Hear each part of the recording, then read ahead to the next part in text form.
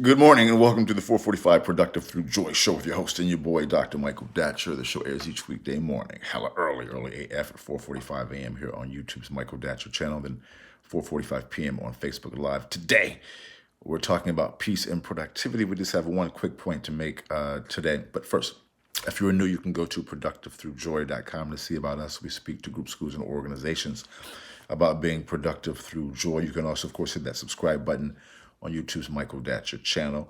I should also say, yeah, that's it.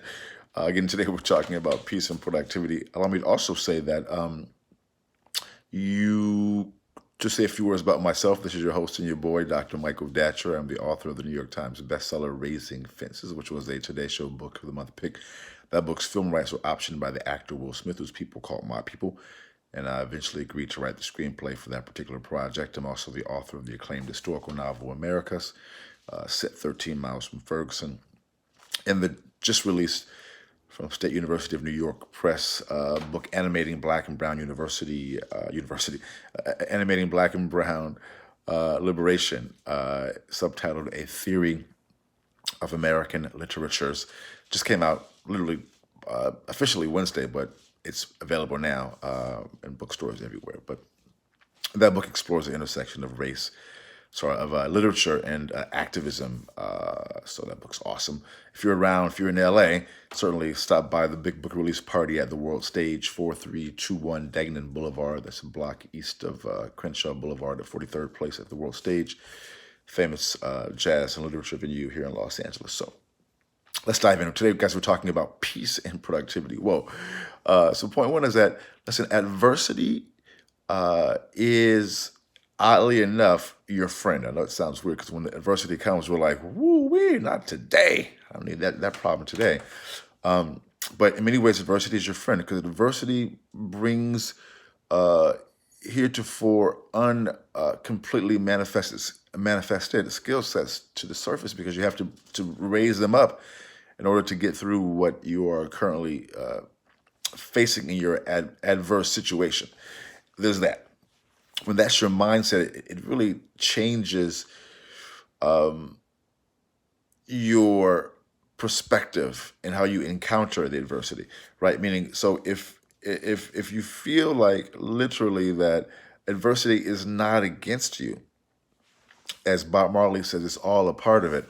It's all a part of it.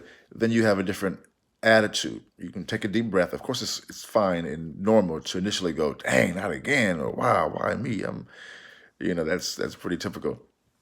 But not for that long. I mean, you want to identify what good can come out of this. That's point one. So point two then is, well, how do you stay in that mindset? Trust me, it's hard to stay in that mindset when adversity is coming for you because you feel attacked. You feel like you're being, especially when you're being,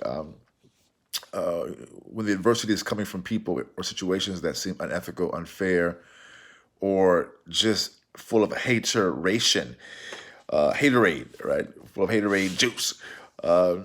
It's hard not to lash out. It's hard not to go hard back at them. I mean, I've been through all those things, let me tell you.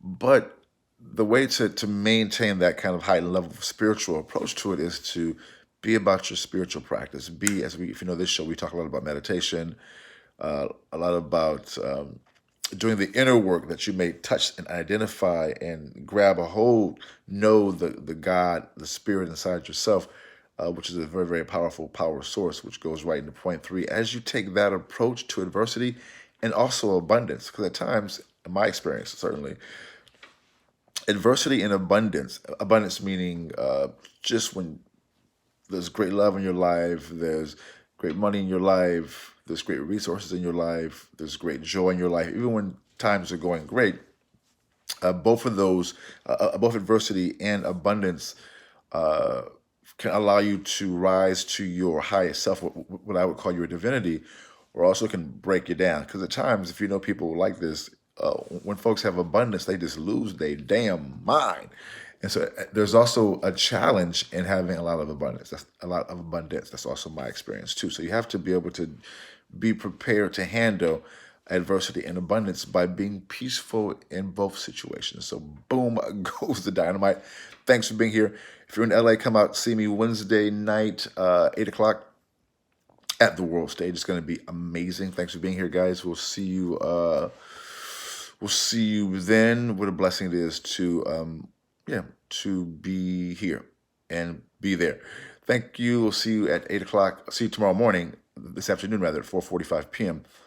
on Facebook Live, and we'll see you at tomorrow, the 10th of April, 8 p.m. at the World Stage for the big book release party for Animating Black and Brown Liberation, a theory of American literatures. All right, until then, let's talk about it and be about it. Deuces.